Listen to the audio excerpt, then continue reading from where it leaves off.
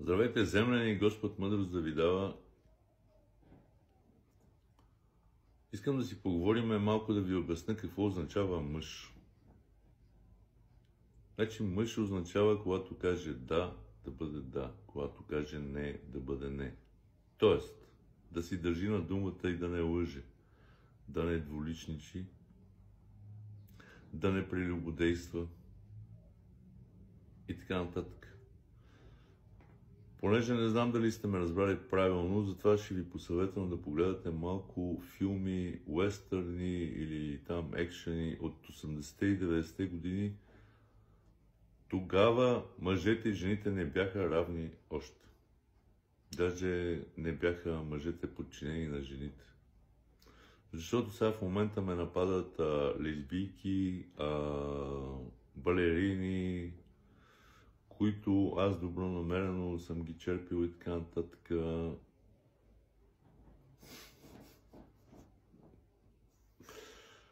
Хора,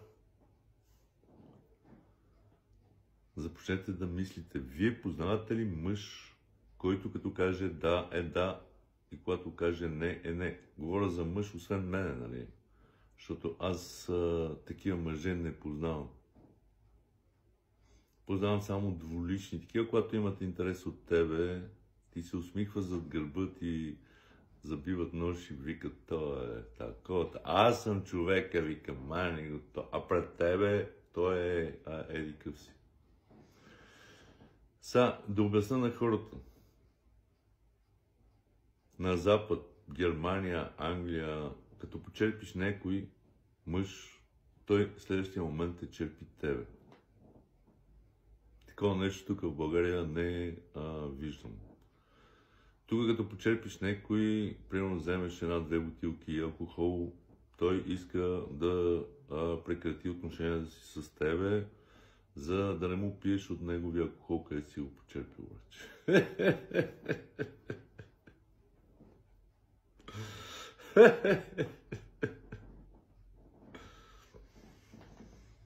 Някакви политици там ми се изтъкват, вика, аз съм политик, аз живея на оборище, не знам си какво си. Някакъв палячо, където няма акъл за 5 стотинки. Какво като живееш на улица оборище и какво като си политик и ти не знаеш какво означава политик, защото нямаш акъл за 5 стотинки.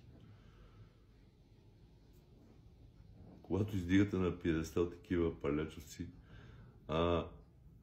когато издигате на пиедестал и позволявате разни политици да ви управляват като Пеевски, който ако не си купува гласовете, бате не може да събере 1500 човека, вервайте ми. Когато си избирате политици като Бойко Борисов, който обяснява на жена, която се занимава с строителство на пътища, че зимата не може да се строи и он обяснява, че с калорифер ще да дигна температурата на атмосферата и път може да се строи, защото иначе трябвало да се връщат парите, бате, в Брюксел и не знам си какво си.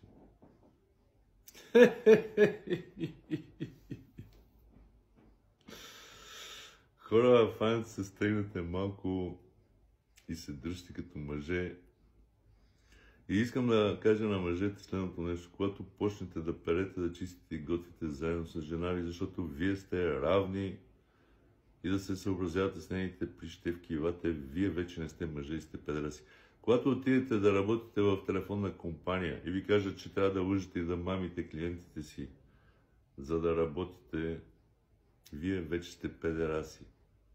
Когато отидете в дискотека и управителя ви каже, че вие трябва да мамите клиентите, за да работите в това заведение, вие вече сте педераси, вие не сте мъже, вие сте педали.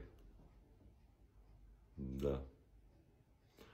И много жалко за хората, които пращат дъщерите си в гейски дискотеки, да мамат, да лъжат, да се усмихват по заповед на управителя и да се гордеят, че неговата дъщеря се справила много добре в живота, изкарвала повече от него.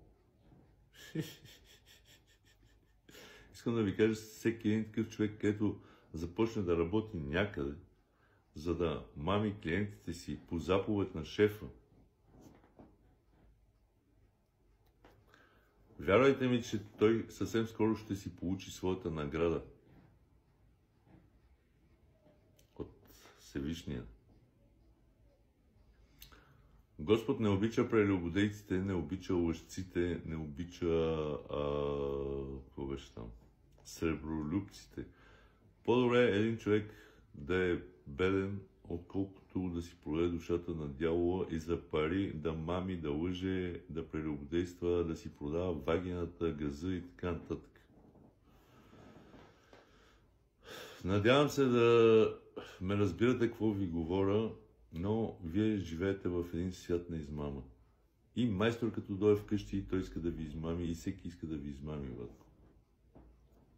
Чао!